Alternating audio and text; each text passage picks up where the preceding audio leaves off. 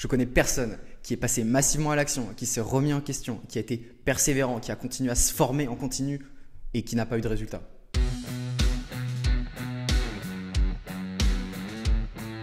En un mot, c'est vraiment système.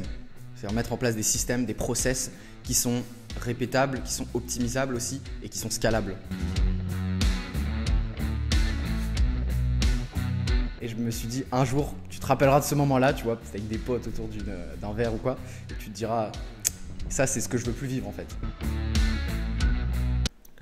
Hello à toi et bienvenue dans cette nouvelle vidéo, j'espère que tu vas bien car cette vidéo annonce la suite d'un format que tu avais plutôt bien apprécié la dernière fois, à savoir le format d'interview interactive avec de super et merveilleux entrepreneurs à chaque fois. Dans cette vidéo, j'ai le plaisir de faire intervenir Albin Mazereau sur la chaîne YouTube, une personne spécialisée en coaching high ticket, fondateur de Petit Pouce, une boîte qui permet aux petits enfants de récupérer confiance en eux, que ce soit à la maison ou à l'école. Il est aussi fondateur d'un deuxième gros projet appelé Biz Therapy, alors n'oublie pas de t'abonner à cette chaîne YouTube et à tout de suite.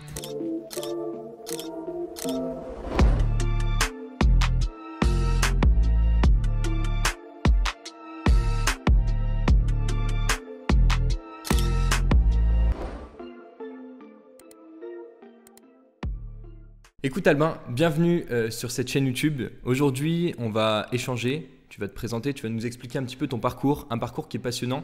Je t'ai rencontré, tu fais partie des premières personnes que j'ai rencontrées à Malte, dans le groupe des premières personnes que j'ai rencontrées. On a beaucoup évolué tous les deux depuis et j'aimerais bien faire le point avec toi sur ton parcours parce qu'on a échangé, on a discuté à propos de nos parcours, mais on n'a jamais pris une heure entière pour faire que ça. Ça a toujours été pendant des soirées, pendant des événements qu'on a fait ensemble avec plein d'autres personnes. Et là, on est tous les deux et j'aimerais du coup approfondir un petit peu plus en détail. Tu es le fondateur de Petit Pouce, de Biz Therapy.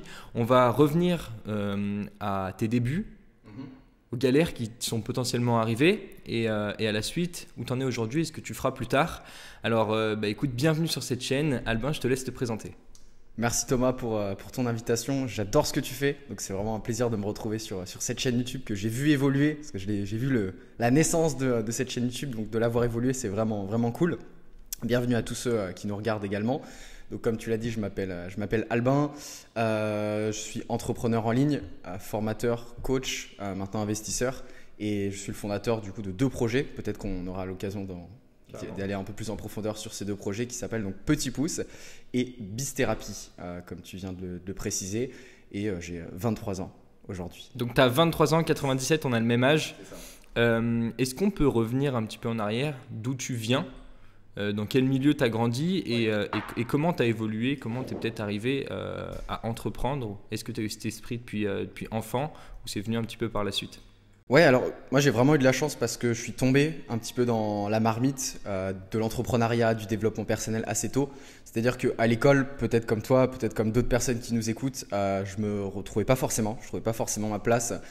Tu vois, rester assis pendant 7 heures à écouter des profs avec la récré de telle heure à telle heure, J'avais du mal aussi à respecter les règles, à respecter les ordres. J'avais envie de parler à mes camarades, j'ai envie de faire d'autres choses, jouer aux cartes Pokémon, tu vois, ce genre de choses.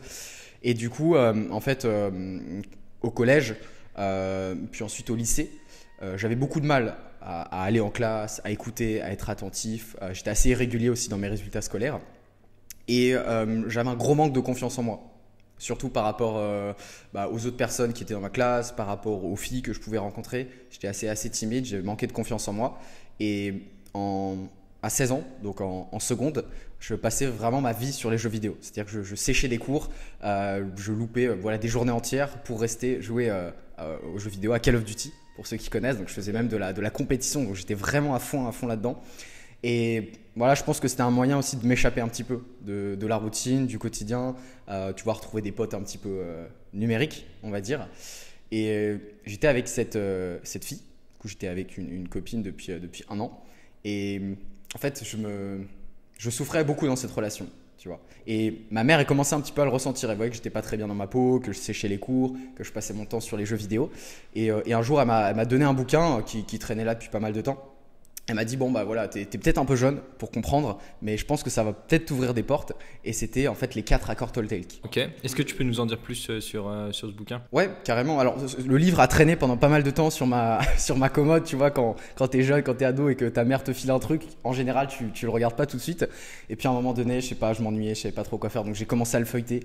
Et là, ça a fait un déclic dans ma tête. Non pas forcément pour le contenu, même si le contenu est vraiment très intéressant et cool. C'était plus de me dire qu'en fait, tu as du pouvoir dans ta vie.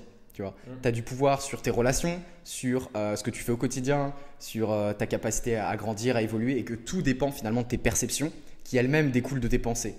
Et à partir de ce moment-là, en fait, je suis tombé dans le développement personnel au grand large, au sens large, et j'ai plus jamais quitté ce monde-là. De dire que ouais. tu peux prendre les choses en main, quoi, que tu n'es plus victime de tout ce qui est autour de C'est toi, ça. de ta copine, de potentiellement les relations C'est ça. familiales que tu avais.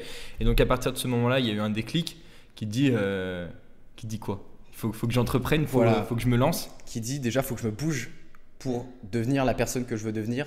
C'est-à-dire, voilà, si t'es pas à l'aise avec les filles, tu peux améliorer ça. Si tu manques de confiance en toi, tu peux gagner confiance en toi. Si tu veux te faire un peu d'argent, tu peux, tu vois. Et juste ce truc de me dire, j'ai le pouvoir de modifier des choses dans ma vie, de par ce livre et ensuite de par certains youtubeurs peut-être que tu connais, voilà, David Laroche, Olivier Roland, Oussama Hamar, voilà, qui restent vraiment des figures et des mentors pour moi. Carrément. Ça m'a vraiment mis une grosse claque. Ah, vraiment une grosse claque. Donc là, je devais avoir 16-17 ans, quoi. 16-17 ans. Ouais. Ok. Ah ouais. Incroyable. Et donc à 16-17 ans, les cours, c'est pas fait pour toi. Tu joues beaucoup. Et tu te dis, c'est bon, je peux le faire. Je peux me lancer, je peux devenir la personne que je veux être. À cette époque, tu veux être quelle personne? Je voulais devenir digital nomade. C'est-à-dire, je voulais entreprendre sur le web et je me souviens, je devais avoir 16 ans, 17 ans. Je vais voir ma mère, je lui dis, maman, je serai auto-entrepreneur, tu vois. Elle me regarde, elle me fait, qu'est-ce que tu racontes? Retourne faire tes devoirs, tu vois. Mais j'avais quand même ce truc de me dire, il y a quelque chose dans le système qui est un petit peu, qui va pas trop, tu vois. C'est-à-dire, étudier pendant 15 ans, passer tes diplômes et ensuite trouver une grosse boîte. Tu vois, j'avais la sensation que c'était pas fait pour moi, quoi. Et tu le voyais parce que toi-même, enfin, pour toi, c'était déjà pas fait pour toi. T'avais déjà décroché. Et moi, j'ai une question du coup, avant de passer à la transition vers ton activité. Est-ce que tu as monté à partir de ce moment-là l'élément déclencheur aussi de ce qui t'a amené ici? T'es issu d'une famille d'entrepreneurs, de personnes qui entreprennent, qui se lancent, qui te poussent vers le haut ou pas? Alors, Dans le business. je fais la différence entre être encouragé, être poussé vers le haut et être entrepreneur. Mes parents sont pas du tout entrepreneurs. Ma mère est fonctionnaire à Orange et mon père, voilà, après avoir fait pas mal de choses, est aide-soignant. Donc c'est pas du tout milieu entrepreneuriat. Maintenant, notamment ma mère m'a toujours soutenu, mon père aussi d'ailleurs, ils m'ont toujours soutenu dans mes projets. Tu vois, par exemple quand je me suis lancé dans le MLM, quand je testais des petites choses, quand je faisais des jobs à droite à gauche. Même s'ils n'étaient pas forcément là à me dire ouais vas-y arrête les études et tout, normal, parce qu'une maman, un papa ça s'inquiète toujours un petit peu. Ils m'ont jamais genre freiné ou mis des bâtons dans les roues, tu vois, pour avancer. Donc ça c'est vraiment une super force aussi, tu vois. Carrément. À partir du moment où tu as dit à ta mère, maman, je veux être auto-entrepreneur, qu'est-ce que tu as fait? Tu t'es fait un plan d'action de A à Z pour arriver à ce résultat en mode je vais passer par telle étape, je vais peut-être passer par là, ou je vais regarder déjà tout ce qu'il existe, tout ce qu'il est possible de faire. C'était quoi ton chemin de réflexion à ce moment-là? Alors en fait, je dis à l'époque, mais c'était il y a quoi 4-5 ans, Ok. 5-6 ans, ouais 5 ans. Il n'y avait pas tout ce qui était dropshipping, e-commerce, c'était beaucoup moins développé. Aujourd'hui, tu le vois, tu as interviewé aussi d'autres personnes sur ce sujet, il y a une vague énorme à ce niveau-là. Nous, ce qu'il y avait plutôt à l'époque sur YouTube, c'était plus le coaching, l'infoprenariat, le blogging, que tu as peut-être aussi connu. Voilà, exactement, c'est ça. Et en fait, à ce moment, il y avait Stan Leloup de Marketing Mania qui se lançait, il y avait Olivier Roland qui commençait à se développer sur sa chaîne YouTube, donc c'était les tout débuts. Et tu voyais ces gars-là, en fait, qui voyageaient 6 mois dans l'année, qui allaient en Asie, qui gagnaient très bien leur vie déjà, tu vois, ils gagnaient très bien leur vie et qui étaient vraiment libres. Et c'est plus cet aspect de vie libre qui, moi, m'a attiré. Et donc, du coup, je me suis lancé dans plus le blogging. J'ai lancé un blog, 2 blogs, pas trop marché. J'ai travaillé en freelance à droite à gauche, pour Stan Leloup notamment, sur avant même qu'il lance Marketing Mania. Et j'ai commencé à voir que tu pouvais en fait vraiment gagner un petit peu d'argent. Alors, c'était des toutes petites sommes, mais quand tu as 17 ans et que tu gagnes 200, 300, 500 euros, tu te dis waouh, en fait, c'est possible, quoi. Au début, en mode service? C'est ça. Plutôt en mode prestation de service. Je pense toujours aujourd'hui que c'est vraiment la voie la plus rapide pour commencer à en vivre de son activité. Et la plus sécure, je pense. C'est aussi. ça, oui. Donc, parce que tu travailles pour quelqu'un et surtout tu développes des compétences. Et ça, je ne l'avais pas totalement compris, mais aujourd'hui, je me rends compte que développer des compétences rapidement auprès de personnes qui ont déjà les résultats que tu veux, c'est vraiment essentiel pour avancer plus vite après, quoi. Ok, énorme. Tes premiers euros sur Internet, tu les as fait comment et avec quoi? En automatique? Ouais, en automatique, Plus ou c'était avec une chaîne YouTube. Ok. Du coup, c'était une chaîne YouTube qui parlait un peu de développement personnel pour les jeunes, de comment trouver sa voie, gagner confiance en soi, sortir de sa zone de confort. Et j'avais lancé une formation un peu éclatée qui parlait de comment devenir un aimant social en 21 jours, sortir de ta zone de confort, rencontrer de nouvelles personnes. Je lance cette vidéo le matin, donc je dormais, tu vois. Et là, je me réveille, je vois 47 euros, la notification Stripe en bleu. Et là, je me souviens, je saute partout dans l'appart. Et je crie, j'appelle ma mère, je suis maman, j'ai fait de l'argent incroyable et tout. Genre, j'étais. C'est énorme. Je me souviens du moment où tu m'as parlé de ça. On était en voiture et tu m'as dit, on parlera peut-être de chiffres un petit peu plus tard. Tu m'as dit, j'ai gagné peut-être 10, 20 fois ça, ou aujourd'hui, quotidiennement, je fais bien plus, mais j'ai jamais revécu cette sensation. Ouais. Ouais, c'est vrai, je pense que la première vente, le premier client, ça te montre que c'est possible. Et t'as une joie qui est inexplicable, quoi. C'est le niveau de dopamine, il a explosé, quoi. À ce moment-là, donc tu te dis, en plus de pouvoir, que c'est possible. Et ça confirme vraiment tout ce que tu as pensé, tout ce qu'on t'a inculqué, tout ce que tu as vu potentiellement sur YouTube ou sur les autres réseaux. Tu dis que tu as testé plein de choses. Comment tu arrives à faire après du développement personnel pour les petits-enfants, et tu nous parleras peut-être un petit peu plus en détail de ton activité. C'est quoi le move après avoir testé? Tu parles de MLM, tu parles de coaching, blogging, de tout ce qui existe. Comment tu arrives à resserrer le truc pour trouver un petit peu quelque chose qui te passionne toi aussi et vers lequel tu veux t'orienter? Le switch s'est vraiment passé quand j'ai voulu arrêter mes études. Je me suis dit, ok, je gagne un petit peu d'argent sur Internet dans le domaine du blogging, du marketing, etc. Mais si je dois arrêter mes études et mettons travailler sur un projet pendant 30, 40, 50 ans, est-ce que je continuerai à faire du marketing ou de la prestation de service? Et j'étais vraiment dans cette optique un peu de mission de vie, de me dire autant que j'occupe mes journées avec un truc qui me passionne, qui me fasse vraiment kiffer. Et je me suis dit, tiens, le développement personnel, le coaching, ça explose. Mais c'est quand même dommage que pour les adolescents, pour les enfants, ou même en famille, on n'ait jamais ce genre de notion-là, tu vois. Et je me suis dit, le petit Albin d'il y a 5 ans, d'il y a 10 ans, il aurait kiffé apprendre, tu vois, ce que c'est les émotions, ce que c'est de la confiance en soi, comment être moins timide, comment réagir par exemple aux moqueries, tu vois. Je pense que ça nous est tous arrivé peut-être à l'école, au collège, d'avoir des moqueries ou de se disputer avec quelqu'un, d'avoir un peu plus de tchatch, un peu plus de bagou, de savoir comment réagir. Moi, en tout cas, ça m'aurait beaucoup aidé. Et je me suis dit, tiens, pourquoi pas tester le concept? Et c'est comme ça qu'est né Petit Pouce, une landing page, un atelier en présentiel à Paris et une pub Facebook. Ok, avant de parler du comment tu as fait ça, c'est intéressant parce que c'est plus parti d'un constat que du marché, cette décision. C'est ça, c'est plus une intuition. C'était plus une intuition. Après, je l'ai quand même testé, cette intuition. Tu vois, je l'ai testé avec une landing page. Et ensuite, quand j'ai vu qu'il y avait effectivement de la demande, parce qu'il y avait une douleur, il y avait une problématique, je me suis dit, ok, c'est bon, je peux me mettre à fond là-dedans et vraiment me mettre focus, quoi. Je trouve super smart le fait que déjà tu n'essayes pas de concurrencer les mastodontes dans le marché, parce que des David Laroche, des personnes qui sont présentes depuis plus de 10 piges sur ce milieu-là, il y en a plein d'autres dans le milieu francophone, et du coup toi tu segmentes encore plus un petit pourcent d'audience qui peuvent potentiellement toucher intentionnellement, mais ils ne sont pas focus là-dessus, ils n'y pensent même pas. Et toi, c'est ton seul focus. Et au début, tu le fais en présentiel. Alors, c'est bien, tu dis que tu as une landing page, tu as une page d'atterrissage, tu ramènes du trafic dessus. Donc ça, c'est des notions que tu as apprises avant quand tu faisais du contenu sur YouTube et surtout les petits business que tu as testés. Exactement, oui. Ah ouais. Donc ça, c'est cool parce qu'en fait, tester plein de choses ou même potentiellement faire de la prestation de service, en plus pour Stan Leloup qui devait déjà connaître les notions de tunnel de vente, etc. à l'époque, ça te permet d'acquérir assez de connaissances pour te dire, tiens, en fait, maintenant, si je lance une nouvelle activité, je vais l'aborder comme ça. C'est ça, exactement. Ouais. Tu l'abordes comme ça. Peut-être que ça a encore une fois évolué, la façon dont tu montes un business à l'heure actuelle, et j'en suis sûr, et je le sais. Maintenant, comment ça s'est passé? On revient, je pense, là, bien 3 ou 4 ans en arrière, au moment où tu décides de lancer Petit Pouce. C'est quoi les grosses étapes de Petit Pouce, les plus, les hauts et les bas? On va parler du début dans un premier temps. Comment tu as lancé Petit Pouce? Quels ont été les résultats? Et après, on parlera de ce que tu as un peu amélioré sur la suite et comment tu as réussi à scaler ce business. Ok. Pendant un an et demi, c'était vraiment une grosse galère parce que je pense que j'avais pas suivi les bonnes formations, je m'étais pas entouré des bonnes personnes et j'avais un peu des réticences, je veux dire, à payer un coach. Une formation, c'était beaucoup moins développé à l'époque, tu vois. Et surtout quand tu es étudiant, t'as pas 1000 euros ou 2000 euros forcément à mettre là-dedans. En tout cas, tu penses que c'est pas possible. Et du coup, voilà, je continue à publier du contenu, des articles de blog, à vendre des petits e-books à 9 euros, tu vois, avec en plus le blocage sur l'argent. De me dire, ah, mais non, je peux pas facturer trop cher, ah, les parents, ils vont pas mettre autant, etc. Donc, ouais, pendant un an et demi, je devais gagner maximum, ouais, peut-être un SMIC, tu vois. Donc, quand tu es jeune, que tu as 19 ans et que tu vis de ton activité, c'est cool d'une certaine façon, mais quand tu travailles vraiment d'arrache-pied pour pouvoir t'en sortir, c'est aussi challengeant, quoi. Tu vends des e-books? C'est le seul moyen que tu as de monétiser ton activité?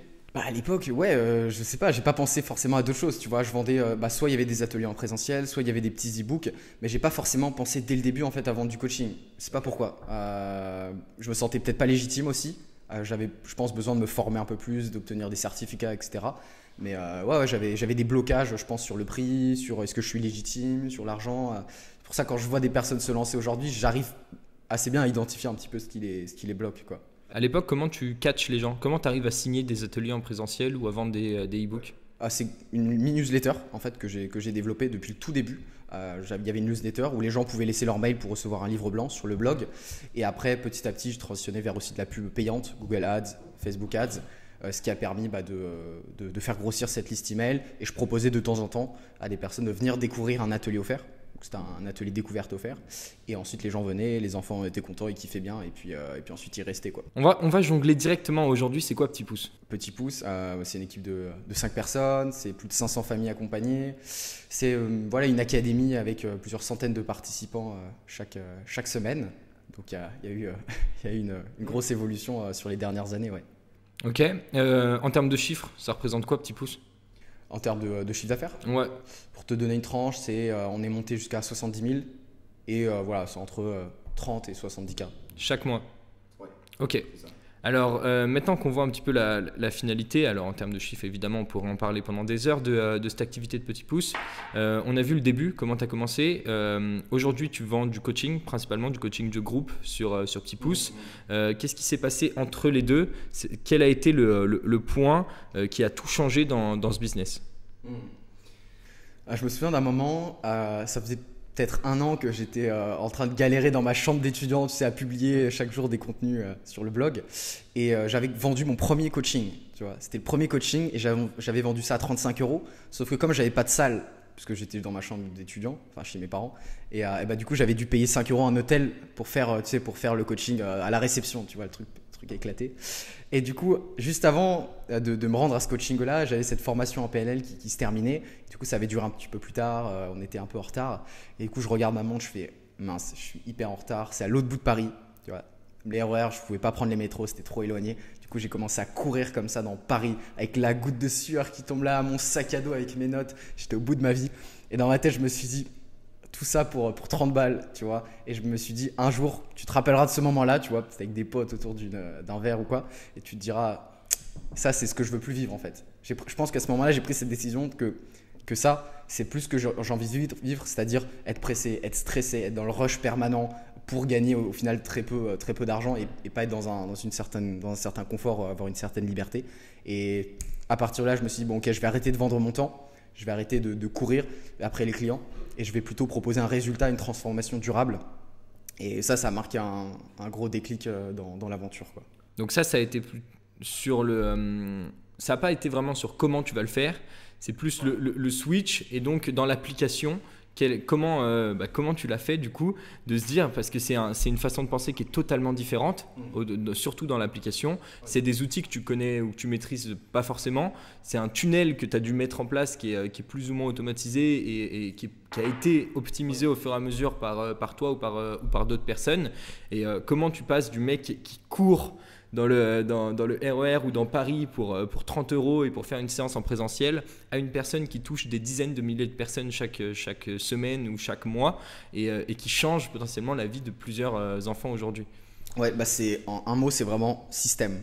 C'est-à-dire mettre en place des systèmes, des process qui sont répétables, qui sont optimisables aussi et qui sont scalables. c'est-à-dire que tu puisses avoir des effets de levier.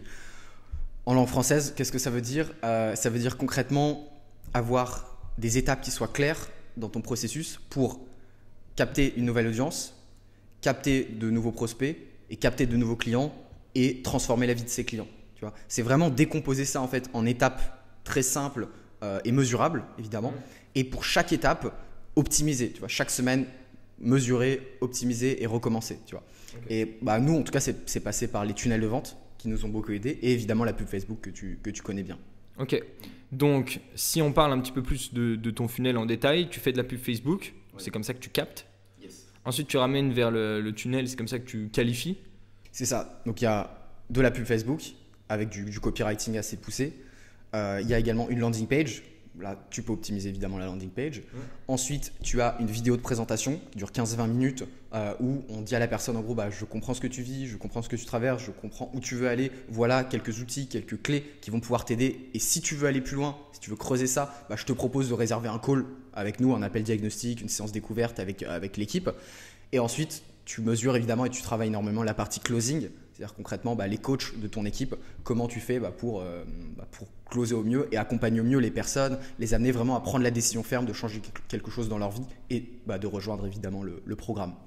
Et derrière, le programme aussi, il faut qu'il soit qualitatif et qui permette, qui fidélise plus ou moins les gens et qu'ils en fassent des ambassadeurs qui vendront ta marque pour toi. Et qui vont même après rejoindre l'équipe. Tu vois. Moi, je sais que tous mes coachs aujourd'hui, c'est des gens qui à la base étaient clients. Okay. Et ça, c'est super important parce qu'on parle beaucoup de marketing et tout. Mais si derrière, tu n'as pas un produit qui est de qualité et qui ne change pas vraiment la vie de tes clients, je pense que c'est inutile, quoi. Est-ce qu'il y a une étape plus qu'une autre qui est plus importante qu'une autre dans un premier temps peut-être, même dans la suite, sur laquelle tu focuses toute ton attention et l'attention de tes équipes? Il y a deux choses. Pour moi, tout démarre en fait avec la conversion. C'est-à-dire qu'on voit partout trafic, amener des visiteurs. Mais en fait, si la partie conversion, elle n'est pas au top, ça sert à rien. En fait, c'est comme si tu avais une passoire et que ça coule, tu vois. Donc déjà, travailler à fond sur le tunnel. Est-ce que ma landing page convertit? Est-ce que ma vidéo génère des rendez-vous? Ça, c'est la base, tu vois.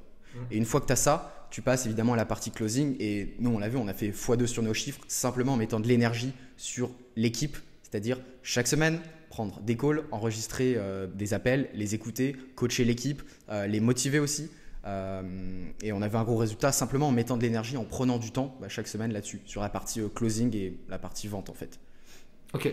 Tu dis que tu mets énormément d'énergie dans la partie de closing. Moi, par exemple, je n'ai pas de closer. Tout se fait automatiquement. J'ai peut-être des produits qui sont moins chers que les tiens. J'ai peut-être une plus grosse valeur perçue que ton produit. J'en sais rien. Pourquoi pas closer du coup automatiquement, pas faire un tunnel avec une séquence d'email, un lead magnet, etc. Et pourquoi faire intervenir des personnes? C'est deux schémas différents. Nous, on a testé les deux. On s'est rendu compte que le closing était beaucoup plus rentable, surtout si tu vends des prestations un petit peu haut de gamme, c'est-à-dire au moins à 800, 900 000 euros. Tu vois. Après, je pense qu'il faut faire les deux. Tu vois, là, justement, on est dans une phase où le closing marche bien, mais on a envie de se sécuriser, de se diversifier. Et du coup, on va lancer probablement un webinar. On en a déjà fait, on sait que ça marche, on connaît l'emailing, les relances, panier abandonné, etc. On connaît ça bien. Donc, en tout cas, on va aussi dans cette direction pour diversifier. Mais je pense que c'est simplement deux choses différentes. Tu vois, si tu vends un produit à 97, 200 ou 300 euros, fais-le sur une page de vente avec une série d'emails et éventuellement un support, tu vois, dans le chat. Mais si tu veux vendre des prestations haut de gamme, 1000, 2000, 3000 euros et plus, je pense que ça vaut le coup de le vendre au téléphone. Parce que c'est quand même beaucoup plus difficile. Après, tu me diras, ça va dépendre des niches, etc. Mais c'est quand même plus compliqué de vendre un produit à 2000 euros, une prestation à 2000 euros, si tu n'as pas au minimum la personne au téléphone avec qui tu peux parler et casser les objections, tu vois. Tu dis que tu es passé à un moment où maintenant, tu as des personnes qui s'occupent de closer. Tu as d'autres personnes dans ton équipe à l'heure actuelle? Alors, dans l'équipe, on a 5 coachs. Et en fait, les coachs, aujourd'hui, font les coachings collectifs et aussi la partie closing. C'est-à-dire que pour moi, j'ai testé les deux. C'est-à-dire, j'ai testé de prendre un commercial, un closer extérieur et un coach qui était déjà dans le projet, déjà client. Et je vois vraiment la différence en termes de l'implication, en termes de la vision, en termes de valeur. Et je pense qu'il vaut mieux peut-être prendre quelqu'un qui à la base est peut-être un peu moins compétent, mais qui a la bonne attitude, les bonnes valeurs, qui matchent avec ta culture d'entreprise, plutôt que de prendre un tueur, un requin, tu vois, qui va te gratter les commissions, qui ne sera pas là en réunion et qui ne va pas forcément transmettre ce que tu as envie de transmettre, tu vois, ta vision. Donc du coup, moi je prends des personnes qui à la base ne sont pas forcément closers, Vu ça, ouais, non, aucun était closer à la base. C'était juste des personnes intéressées par le domaine, par l'activité. Et du coup, après, je les forme parce que j'ai les bonnes formations, parce que je l'ai déjà fait moi depuis pas mal d'années, parce qu'on a les bons coachs, etc. Et je les forme petit à petit. Et quand ils ont la bonne attitude, enfin, je vois qu'il y en a, ils deviennent bien meilleurs que moi, tu vois. Et ça fait vraiment plaisir, quoi. Et moi, je le vois avec moi, par exemple. Je suis un très bon closer parce que j'adore mon produit et je le connais par cœur et que je parle avec mon cœur. Et je trouve que ça aide énormément parce que je transmets une passion à mon prospect. Je m'intéresse énormément, je me plonge dans son activité, dans ce qu'il veut. Et le closing se fait hyper naturellement à chaque fois. Je ne sais pas si c'est la même chose pour toi avec tes. Ouais, j'aime bien cette phrase sur le closing qui dit le closing, c'est surtout un transfert de certitude. C'est-à-dire que si tu as la conviction que ton produit peut aider la personne, si tu es vraiment ouvert à l'écoute, dans l'empathie aussi, avec l'intention d'aider cette personne, il y aura une connexion qui va se faire. Si toi, tu peux vraiment l'aider, que tu apparais comme une solution pour elle, elle va te faire confiance et elle va y aller. Et puis au pire des cas, si c'est pas le bon moment ou tu n'es pas la bonne personne, tant pis, tu lui partages d'autres ressources ou d'autres contacts. Et en tout cas, c'est comme ça que j'aime bien appréhender la vente et que je l'enseigne aussi aux personnes que j'accompagne, quoi. Ok. C'est super intéressant. On a parlé de l'évolution de la boîte en termes de chiffres et surtout de changement de vision, de tunnel, etc. Maintenant, j'aimerais parler d'équipe parce que c'est hyper intéressant la manière dont tu as pu sous-traiter, déléguer chacune des tâches alors que quand je t'ai rencontré il y a un an, peut-être un petit peu plus, vous étiez 2, 3 avec Kevin et Elodie. Donc Kevin avec qui tu t'es associé, Elodie qui a rejoint l'équipe à un moment, qui gérait un petit peu touche à tout, les designs, etc.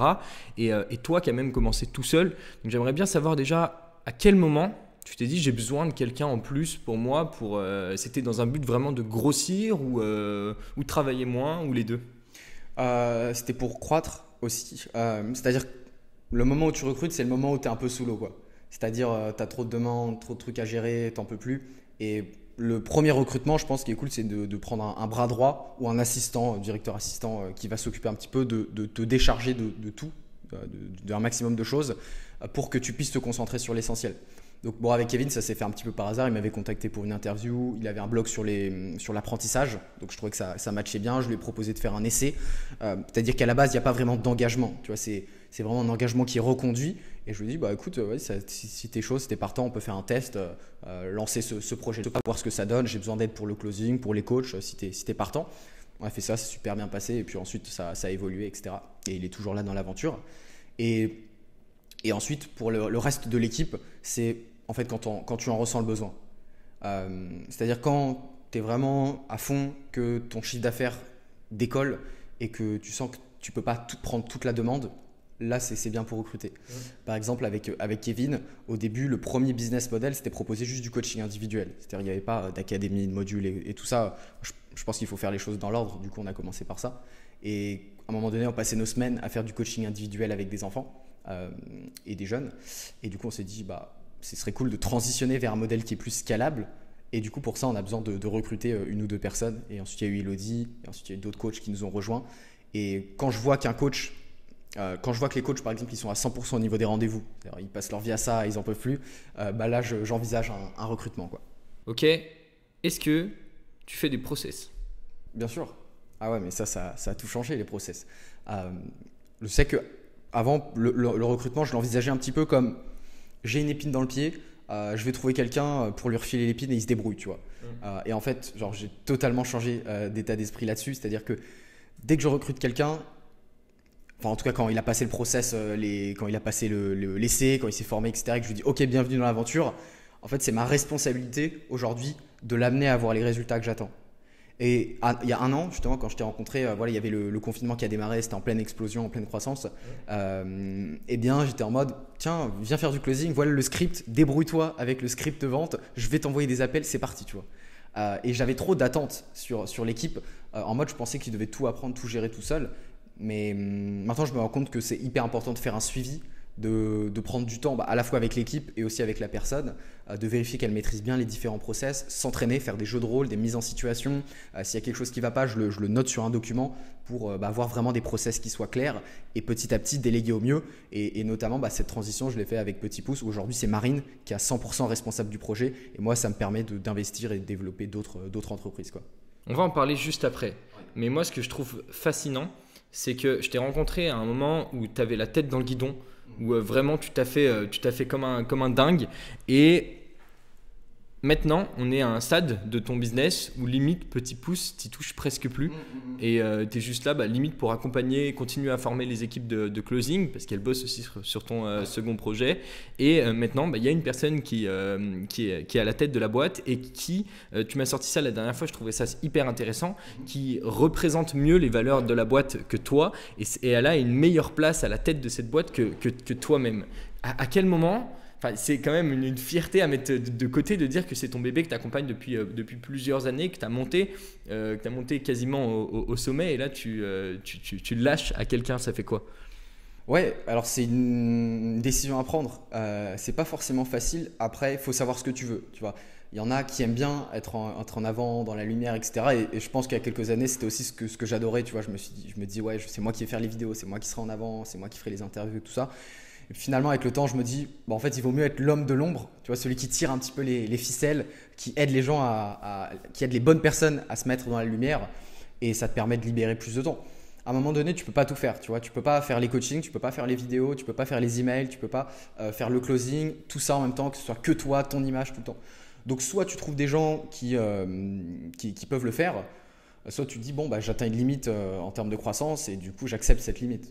Et moi, je me suis dit, la suite logique, c'est que je passe non plus exécutant, parce que quand tu fais tout ça, tu es exécutant finalement dans ta boîte, mais que tu passes plutôt au rôle de manager et de boss. C'est-à-dire, le boss, c'est celui qui travaille sur la vision. C'est quoi ma vision à 90 jours, sur 3 ans, sur 10 ans, par rapport aux différents projets, et comment je mets les bonnes personnes aux bons endroits. Et le manager, c'est celui qui amène l'équipe à avoir de super performances, se sentir bien dans l'aventure, etc. Énorme, incroyable. Donc, ta plus grosse formation, littéralement, depuis le début, c'est pas l'école, c'est Petit Pouce. Yes. J'en suis persuadé. Maintenant, grâce à ce que tu as appris sur Petit Pouce, qu'est-ce que ça t'a permis de faire? Et en ayant plus de temps, du coup, depuis ces derniers mois, quelle a été la transition vers du coup, le chef d'entreprise qui a plus de temps, qui évidemment a une âme d'entrepreneur et qui a besoin de monter des projets? Qu'est-ce que tu as fait? Alors, du coup, suite à Petit Pouce, donc j'avais un peu plus de temps libre et je voulais lancer d'autres challenges parce qu'à un moment donné, dans la vie, quand tu gagnes suffisamment pour vivre, c'est cool, tu peux aller boire des mojitos, aller à la plage au jacuzzi une semaine, mais après, clairement, tu t'ennuies, tu vois, tu as besoin de quelque chose qui te stimule intellectuellement, qui te challenge. Donc, je recevais pas mal de demandes par rapport à d'autres praticiens, thérapeutes, coachs qui voulaient aussi lancer leur activité un petit peu comme Petit Pouce, soit en présentiel, soit en ligne. Et du coup, c'est à ce moment-là que j'ai lancé Bizthérapie, où littéralement en quelques mois, j'ai fait autant que sur Petit Pouce en quelques mois, parce que l'équipe était là, parce que les process étaient là, parce qu'on avait les compétences. Parce que tu as compris le système. C'est ça, quand tu craques un petit peu, quand tu hackes le système, ça va très vite. Et ce qui est fou, c'est que pendant très longtemps, j'avais pas compris que le marché s'en fiche littéralement de tes efforts, de ton travail, de tes sacrifices. Tout le monde s'en fiche. Par contre, si tu réponds à une problématique douloureuse d'une façon originale, différente, avec le bon process, là, c'est jackpot, quoi.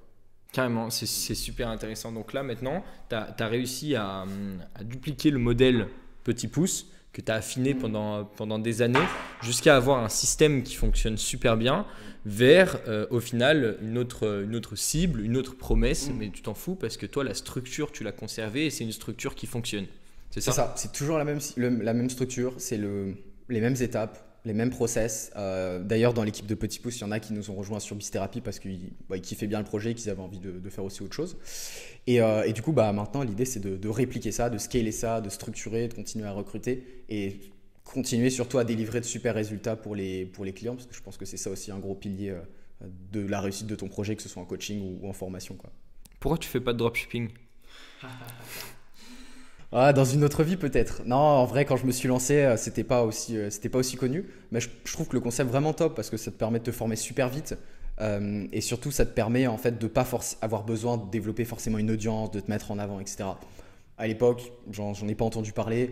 Maintenant, je crois beaucoup au pouvoir du focus. D'ailleurs, sur Bizthérapie, notre méthode s'appelle la méthode focus. C'est pas pour rien parce que je pense qu'un ennemi qui tue la plupart des entrepreneurs, c'est la dispersion.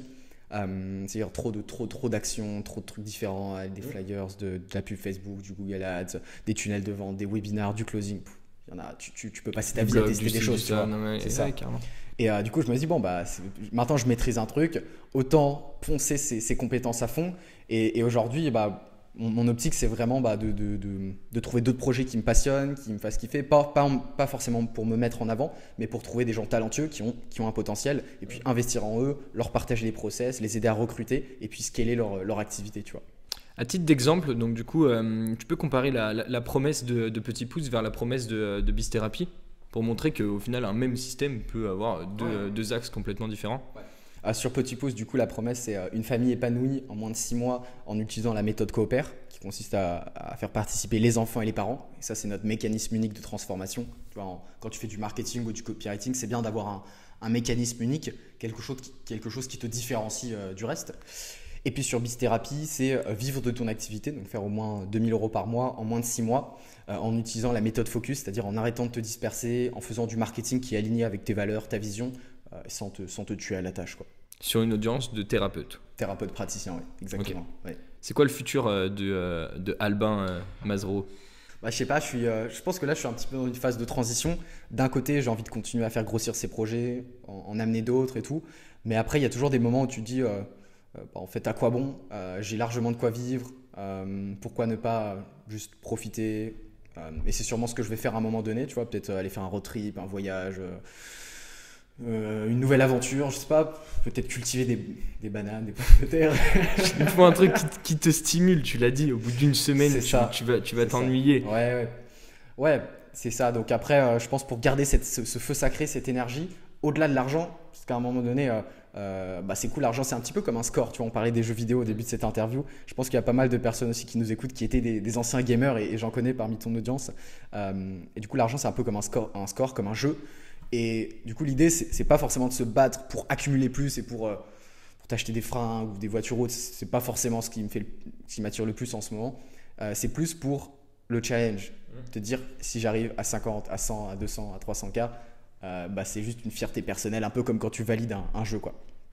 Donc le futur, c'est ça, je pense, continuer d'investir dans des projets qui me font kiffer, continuer à aider des entrepreneurs à scaler leur activité, développer le même système sur d'autres niches, parce qu'on l'a vu, on peut le faire sur des niches très différentes.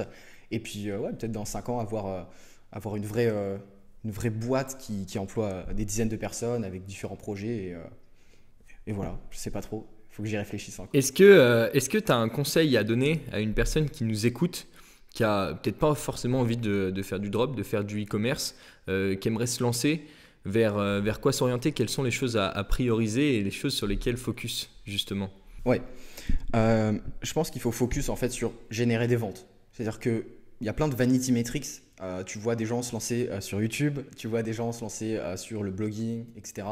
Pourquoi pas? Ça peut être un levier. Mais je pense qu'au début, il y a une seule priorité, c'est vendre ta solution. Quel que soit ce que tu vends. Tu vois, toi, tu vends de la prestation, c'est top. Directement, tu es allé chercher les clients. Et quand tu as validé ce concept, là, tu as pu scaler. Là, tu peux scaler avec de la pub. Donc, arriver déjà avec un produit, avec un avatar client très précis, très spécifique.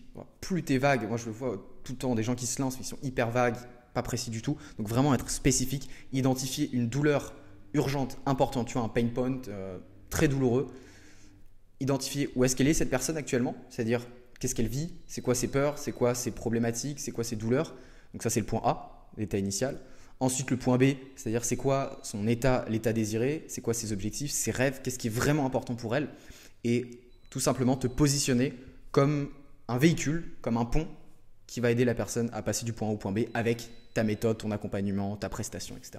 Donc pour résumer, alors oui, il faut vendre, mais tu ne vends pas tant que tu n'as pas tous ces piliers qui sont déjà en place, tant que tu ne connais pas parfaitement ta cible, son problème et son lieu d'arrivée. Et une fois que tu as ça, tu as noté tout ça, et que tu as une vision très claire là-dessus, potentiellement tu as interagi avec ton audience pour creuser un petit peu plus, mais dans ce cas tu envoies le paquet et tu vends. Tu conseilles de faire de la pub directement ou pas? Non. Ce que tu viens d'écrire, j'appelle ça des fondations en fait. Les fondations de ton activité, c'est comme les fondations d'une maison. À un moment donné, tu ne construis pas une maison en commençant par le toit ou les fenêtres. Tu vas d'abord mettre des fondations solides. Là, c'est exactement pareil. Moi, pendant 2 ans, les fondations n'étaient pas du tout là sur Petit Pouce et c'est ça principalement qui a fait que ça a stagné. C'était pas clair en fait. Pour moi, du coup, si c'est pas clair pour toi, c'est pas clair pour tes clients. Donc, une fois que tu as ces fondations-là, effectivement, tu vas chercher à acquérir tes premiers clients. En les amenant à prendre le moins de risques possible, tu vois, avec une garantie. Tu leur dis, écoutez, je prends peut-être des commissions, justement pour que des personnes te laisse en fait saisir ta chance. Avoir la chance de dérouler ton process de réalisation. Ouais. Ensuite, quand tu as tes 5-10 premiers clients, tu récupères blindé de témoignages. Preuve sociale, plein de témoignages. Et ensuite, quand tu as un proof of concept, quand tu as ton concept qui est validé, là, tu peux mettre en place un tunnel et tester des pubs. Tu vois. Un market fit. Voilà, c'est ça. Product market fit, comme dirait Oussama Hamar. Ok, et après, les étapes d'après, c'est d'optimiser chaque tâche, d'être meilleur toujours dans chaque étape du funnel, de les processer, de les déléguer et de les scaler. Je pense que si tu fais moins de 5-10 000, tu as un focus, c'est des fondations solides et vendre ta prestation, ton service. Tu fais que ça, tu vois, tu te focuses que là-dessus. Et ensuite, quand tu passes ce stade-là, là, tu peux commencer à mettre en place un système. Tu peux commencer à scaler, du coup, avec de la publicité Facebook, par exemple. Et naturellement, quand tu vas scaler, tu vas avoir besoin de recruter. Et tu vas identifier de quoi tu as besoin. Tu vois, peut-être que tu vas avoir besoin d'un commercial, peut-être que tu vas avoir besoin d'une assistante. Tu vois. Mais c'est vraiment un processus. Et il y en a trop, je pense, qui essayent de griller les étapes ou qui font les étapes un petit peu au feeling. Et je pense que c'est un processus à respecter pour que ça se passe bien derrière, quoi. Pub vers le produit ou pub vers un magnet? Ça, c'est l'éternelle question. Non, tu peux tester les deux. Teste les deux. Écoute, je sais que Olivia, qui fait du copywriting, elle arrive à vendre des produits en direct parce qu'elle a un super copywriting sur ses pubs et sur sa page de vente. Et c'est un produit à 37 €, tu vois. Maintenant, quand tu vends une prestation à 900 ou 1000 €, c'est un peu chaud de faire de la vente en direct. Tu vois. Tu penses que c'est juste une question de prix? De valeur perçue. Mais j'ai envie de dire, peu importe les stratégies. En fait, on peut parler des heures de stratégie, on peut parler de webinaires, de tunnels, de vente en direct. C'est pas vraiment ce qui est important. Ce qui est important, c'est de comprendre les principes qui permettent de vendre, qui permettent de créer une haute valeur perçue et de créer un système qui soit réplicable, tu vois. Carrément. Donc après, peu importe. Si tu veux faire un webinaire, tu fais un webinaire. Si tu veux faire une value vidéo, tu fais une value vidéo. C'est juste le fond. C'est ça. Le fond reste le même en soi. C'est les mêmes mécanismes de vente et de persuasion. Ok. À l'heure actuelle, t'es un bon vendeur, t'es un businessman, t'es un kiffeur au soleil avec des cocotiers et un mojito. Comment tu te considères? C'est un peu compliqué. Comment je me considère? Ouais, comme un entrepreneur, comme un apprenti coach. Parce que je pense que y a tellement de choses à apprendre encore que c'est que le début, tu vois. J'aimerais bien transitionner aussi sur la phase investisseur parce que je trouve ça vraiment passionnant de te dire tu gagnes de l'argent, c'est chouette, mais comment tu fais fructifier cet argent, comment tu te sécurises, essayer de comprendre un petit peu comment l'économie fonctionne, comment la société fonctionne aussi, c'est quoi les grosses mouvances qui vont arriver. C'est quelque chose que j'adore et Tougan en parle aussi pas mal et c'est des sujets qui sont vraiment intéressants, je trouve. Dans des boîtes, l'immobilier, de la bourse? L'immobilier, c'est déjà fait avec 2 appartements là, ici à Malte, un petit peu de bourse, crypto-monnaie. On commence petit à petit et puis on verra pour la suite selon ce qui se passe. Ok, Albin, c'était un plaisir. Je pense que, dans tous les cas, vraiment, c'était super intéressant de A à Z d'avoir ton retour. Le retour d'une personne qui à Malte fait pas de drop. Yes, c'est vrai qu'il y a que ça. Ça fait aussi plaisir. Alors je n'ai rien contre vous, les gars, je vous adore. Vous avez tous une vision aussi qui est différente. Mais j'adore la tienne et j'adore ta persévérance. Le fait d'avoir commencé il y a 3 ou 4 ans sur Petit Pouce et d'avoir vraiment essayé de remettre en question et en étant complètement persuadé que ça allait marcher. Il fallait juste trouver ce fameux système en question. Tu l'as trouvé et je pense qu'il n'y a qu'un seul truc qui marche et qui peut rendre n'importe quel entrepreneur successful, c'est de s'acharner et de continuer de se remettre en question et de rien lâcher. Et en tout cas, c'est ce que tu as fait et respect. T'as un truc pour dire, pour conclure ou pas? Ouais, carrément, c'est ça, je te rejoins totalement. C'est ce que je répète toujours à mes thérapeutes, mes petits thérapeutes qui m'écoutent. C'est je connais personne qui est passé massivement à l'action, qui s'est remis en question, qui a été persévérant, qui a continué à se former en continu et qui n'a pas eu de résultat. Alors il y en a, ça met 6 mois, il y en a, ça met 1 an, il y en a, ils explosent en très vite, d'autres ça prend beaucoup plus de temps, 3, 4 ans. Moi j'ai pas explosé très vite, ça a pris plusieurs années, mais à la fin ça paye toujours, c'est incroyable, c'est toujours le même schéma qui se répète. Donc passer à l'action, te former, être persévérant et y aller, ça paye après quoi. Et je dirais bien aussi te remettre en question. Parce que si tu es buté de A à Z et que tu changes pas tes process et que tu continues à appuyer sur un truc qui ne génère aucun résultat, tu continues à gratter sur un mur. L'obstination, ouais. Faire la différence entre obstination et persévérance. L'obstiné, c'est celui qui frappe dans le mur, qui espère que le mur va tomber. Et celui qui est persévérant, c'est celui qui prend une pioche pour creuser en dessous ou qui escalade au-dessus du mur. Tu vois. Donc il le contourne. Ouais. C'est une Ça porte. marche aussi. Ok, Albin, c'était un plaisir. Merci beaucoup. Yes. Et à la prochaine. Ciao.